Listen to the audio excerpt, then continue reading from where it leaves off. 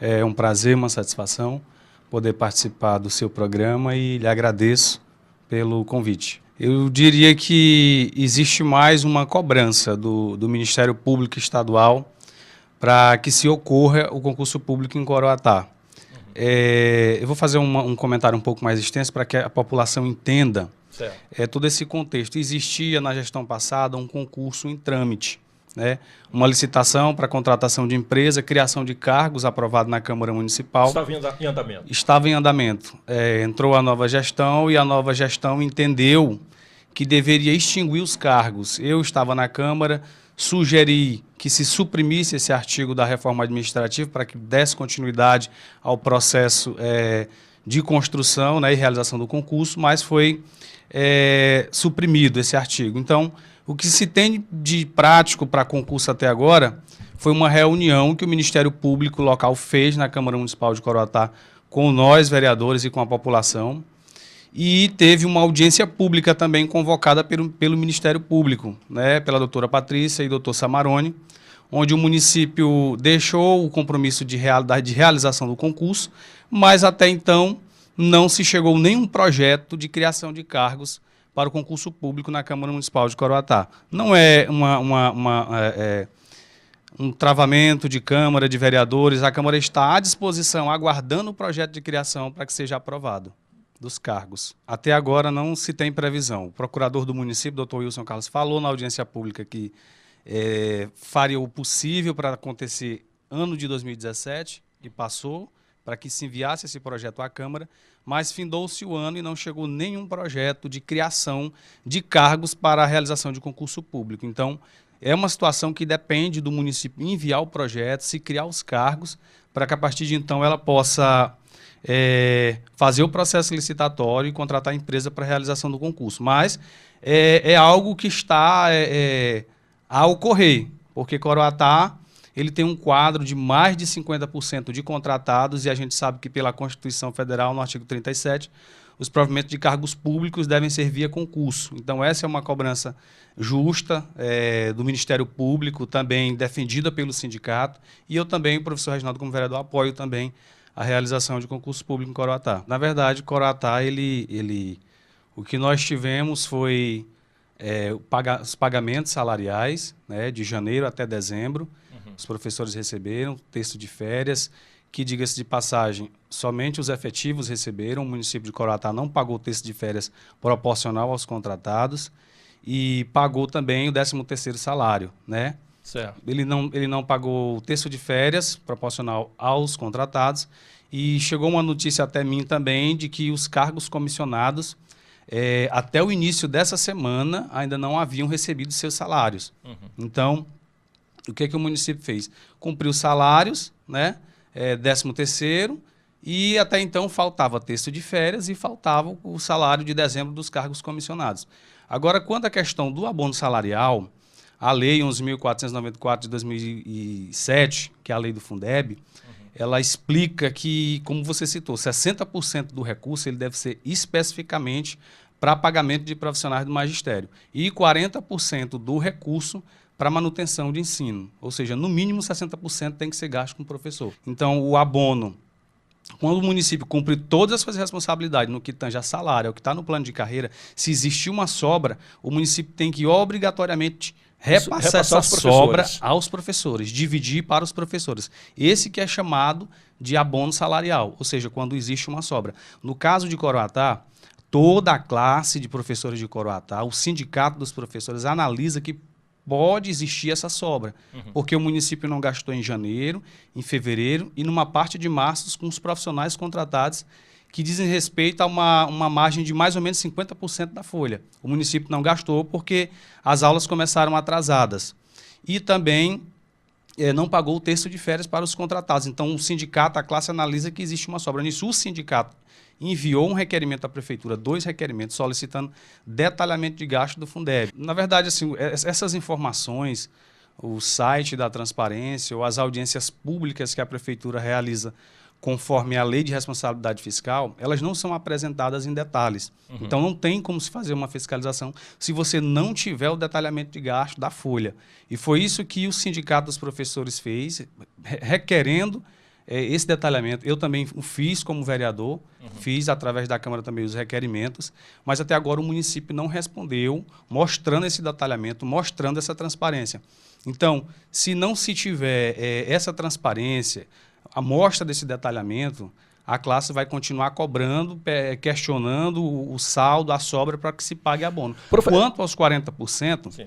que é para manutenção, eu fiz visitas em algumas escolas. Eu vou citar aqui a escola do Novo Areal, a escola do Areal, a creche do Novo Areal, a escola do Paraíso, né?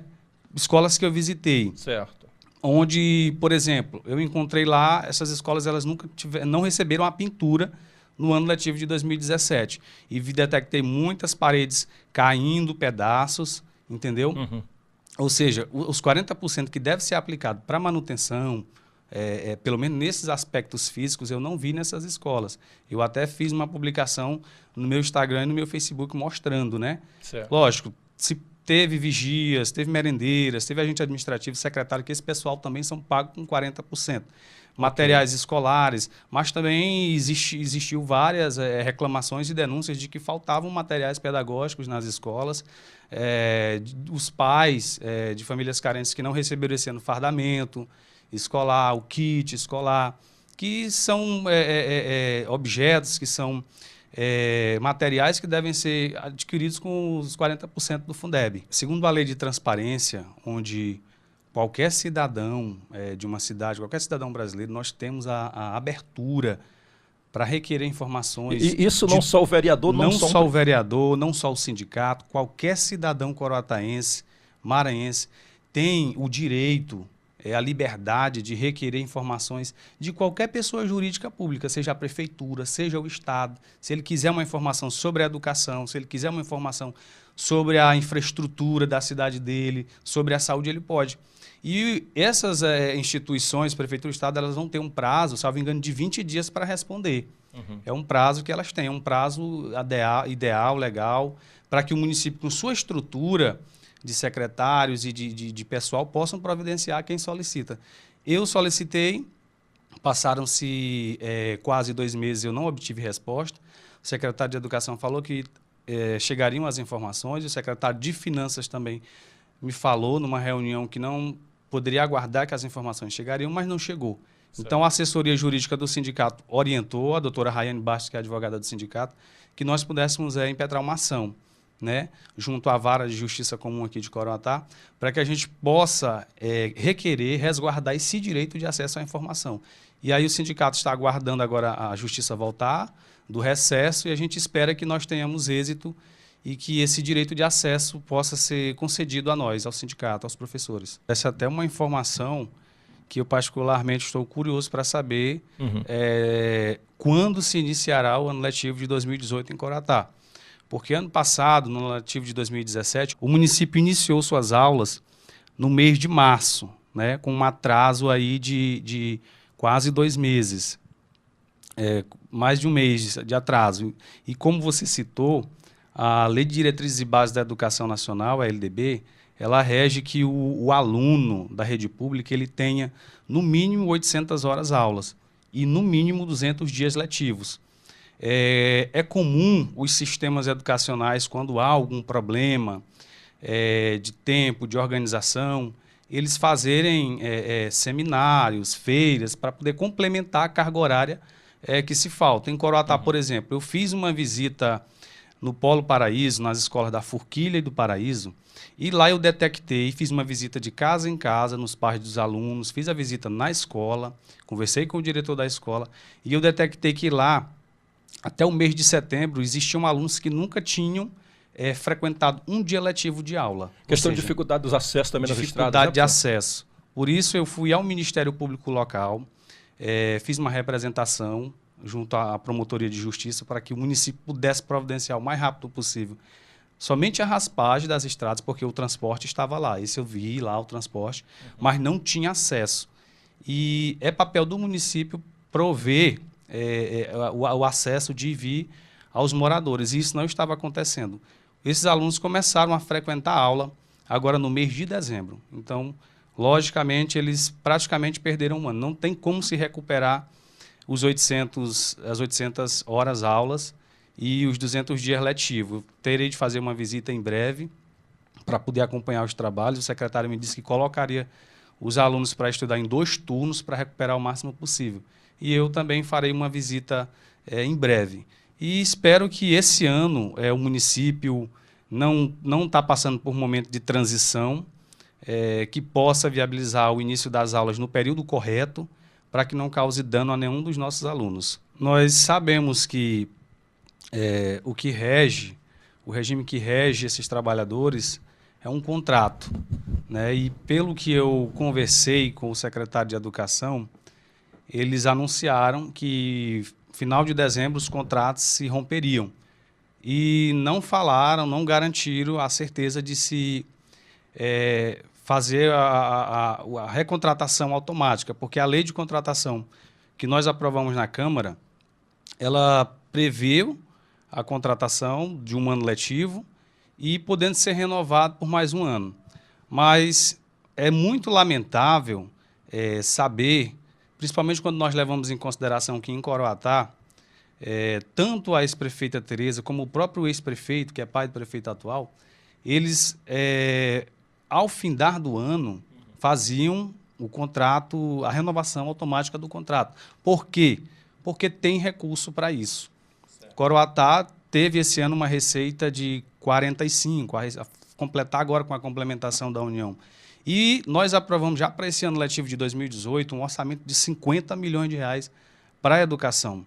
Então eu vejo como um prejuízo não se renovar automaticamente os contratos desses professores coroataenses, que são pai de família, que contribuem com os nossos alunos, que contribuem com o comércio local, com a economia do município, e agora se colocar numa situação de incerteza. Inclusive, chegou as informações de que, ano passado, vários diretores estavam dizendo para esses professores não fazerem compra, se guardarem a economia. Já advertindo que seriam, entre aspas, demitidos. Ou seja, o contrato terminaria e eles não teriam a garantia da renovação. Uhum.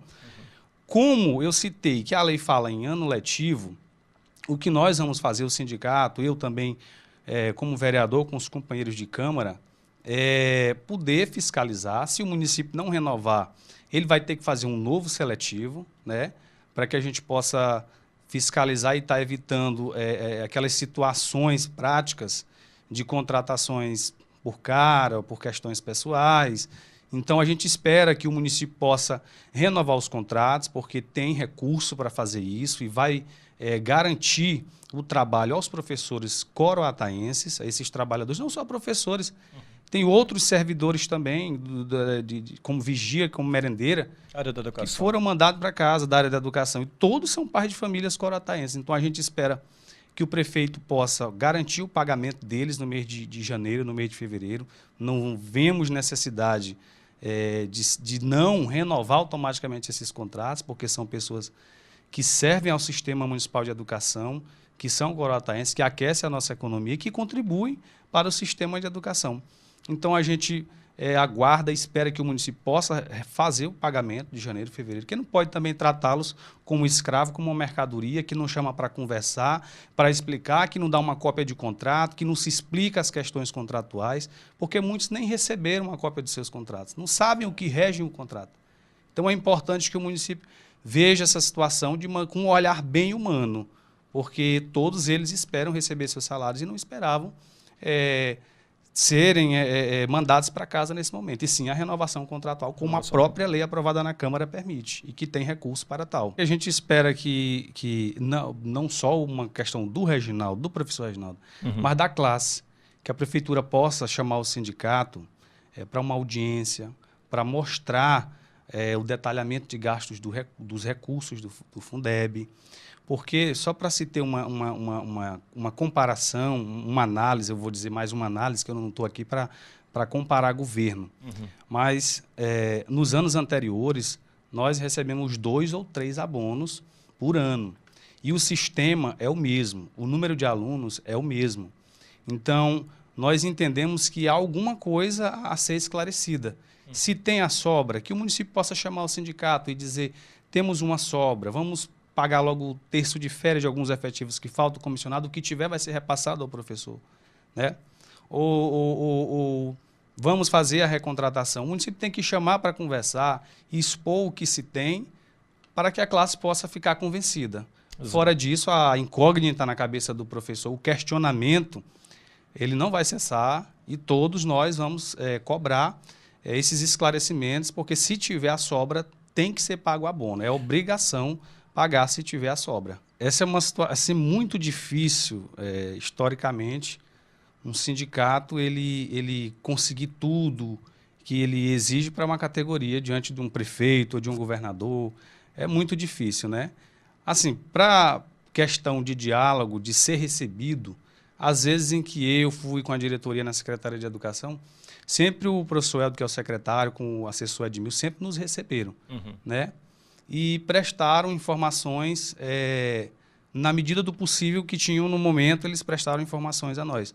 No entanto, alguns resultados, como esse do pedido de informação, como da licença de alguns diretores, nós não tivemos êxito, nós não tivemos as respostas. Essa questão dos alunos também que perderam a aula, nós não tivemos o retorno que nós esperávamos. Mas não existe, assim, eu diria, inimizade, não existe questões pessoais, não existe... Sim, um trabalho técnico, os sindicatos como sua instituição, a prefeitura como uma outra instituição, quando a gente conversa mais com o secretário de Educação, nós ainda não tivemos a oportunidade de ser recebidos pelo prefeito numa audiência, mas o secretário sempre nos recebeu. O sindicato já tentou essa conversa com o prefeito algumas vezes? Já tive ofício já solicitando audiência com o prefeito para tratar de pautas, mas nós, no entanto, não fomos convocados para sentar com o prefeito até então, não. Uma das atividades principais é trabalhar na questão do aperfeiçoamento do plano de carreira dos professores, que foi uma luta da classe muito grande, vários professores envolvidos, uma luta muito justa, porque é um direito que a categoria tem e que foi aprovado no ano de 2016 pela ex-prefeita. E que, inclusive, foi objeto de muitas propostas do sindicato e de vários colegas também envolvidos, que nem filiados são, mas tinham seu movimento e também contribuíram. E o saldo é que o município disse que fez um plano que poderia cumprir e pagar naquele momento. Certo. E a categoria entendeu que o plano não era o plano que nós realmente esperávamos, mas foi-se aprovado um plano com alguns benefícios aos professores, como licença para estudar, como a questão da gratificação de zona rural, que inclusive já está defasada, a gente espera que seja melhorada, como gratificação por titulação, que não existia para quem é especialista, para quem é mestre, para quem faz um doutorado, ganhos que a classe teve. Porém, alguns pontos que a prefeitura não inseriu, como gratificação de desempenho, gratificação para alunos, para professor que tem alunos especiais, né? E outros pontos mais que nós vamos recolocar essas propostas todas em pauta agora, já no início do ano, esse mês de janeiro. O sindicato vai realizar uma plenária, um momento de discussão com a categoria para mostrar para eles discutirem, a categoria discutir, e a gente fazer o documento protocolar à prefeitura, pedindo um retorno, com prazo do posicionamento da prefeitura. Foi um valor muito criticado na época, 2014, quando foi aprovado, uma ajuda de custo que era de 11 centavos por quilômetro percorrido. Então, isso vai variar. Eu imagino que o professor que trabalha, por exemplo, numa escola como o Benfica, talvez vá ganhar em torno de R$70. O professor que trabalha numa escola como Alto Alegre, como Macaúba, como Garimpo, talvez essa gratificação chegue a 200, 250, R$260. Varia, mas nós sabemos que de lá para cá, nessa época ainda não foi um valor que a categoria entendeu como justo, mas foi um ganho porque não tinha. Exato. O que se tinha anteriormente era apenas uma ajuda de R$50 no contra-cheque. Então, essa de 11 centavos, que a categoria considerou pouco, mas já foi um pequeno avanço, mas foi um avanço. Já foi uma conquista. E agora já está defasado. Inclusive, eu recebi reclamações esse ano de professores dizendo que não receberam essa ajuda de custo. A gente orienta que o professor, primeiramente, faça o requerimento aqui na prefeitura. Caso a prefeitura não corrija o dano, é que o sindicato vai entrar juridicamente para atuar, né? Mas a gente também recebeu reclamações de professores dizendo que mesmo esse valor não recebeu, mas foram poucas as reclamações. Então, é outro ponto que tem que ser melhorado agora, independentemente de gestão, a categoria tem ciência disso, de que ela tem que estar acompanhando e vislumbrando sempre o aperfeiçoamento do seu plano de carreira. O plano não é um objeto que fica estagnado, é um objeto que tem que ser analisado, discutido e estudado sempre a fim de ser melhorado. Também eu quero anunciar agora o novo piso que foi anunciado pelo MEC de 6,1% de reajuste ao salário dos profissionais do magistério. E o sindicato está de recesso, mas nós já estamos retornando nessa semana agora para trabalhos internos, e dia 18 nós estaremos abertos a todo de atendimento ao público de um modo geral.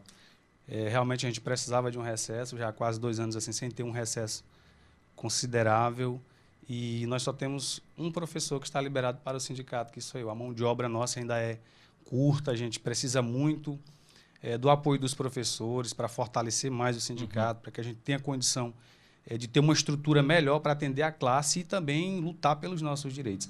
Então, fica aqui os nossos agradecimentos aos professores de Coroatá que nos têm apoiado, e se algum professor está sofrendo algum tipo de retaliação,